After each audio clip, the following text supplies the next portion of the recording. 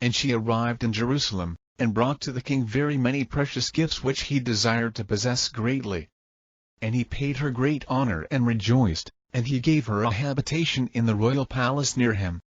And he sent her food both for the morning and evening meal, each time 15 measures by the of finely ground white meal, cooked with oil and gravy and sauce in abundance, and 30 measures by the of crushed white meal wherefrom bread for 350 people was made, with the necessary platters and trays, and 10 stalled oxen, and 5 bulls, and 50 sheep, without counting the kids, and deer, and gazelles and fatted fowls, and a vessel of wine containing 60 gerät measures, and 30 measures of old wine, and 25 singing men and 25 singing women, and the finest honey and rich sweets, and some of the food which he himself ate, and some of the wine whereof he drank.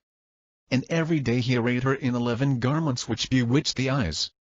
And he visited her and was gratified, and she visited him and was gratified, and she saw his wisdom, and his just judgments and his splendor, and his grace, and heard the eloquence of his speech. And she marveled in her heart, and was utterly astonished in her mind, and she recognized in her understanding, and perceived very clearly with her eyes how admirable he was. And she wondered exceedingly because of what she saw and heard with him. O perfect he was in composure, and wise in understanding, and pleasant in graciousness, and commanding in stature. And she observed the subtlety of his voice, and the discreet utterances of his lips, and that he gave his commands with dignity, and that his replies were made quietly and with the fear of God. All these things she saw, and she was astonished at the abundance of his wisdom, and there was nothing whatsoever wanting in his word and speech, but everything that he spake was perfect. And Solomon was working at the building of the house of God, and he rose up and went to the right and to the left, and forward and backward.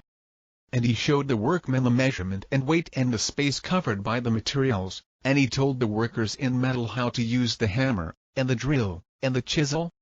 And he showed the stone masons the angle measure and the circle and the surface measure. And everything was wrought by his order, and there was none who set himself in opposition to his word. For the light of his heart was like a lamp in the darkness, and his wisdom was as abundant as the sand. And of the speech of the beasts and the birds there was nothing hidden from him, and he forced the devils to obey him by his wisdom. And he did everything by means of the skill which God gave him when he made supplication to him.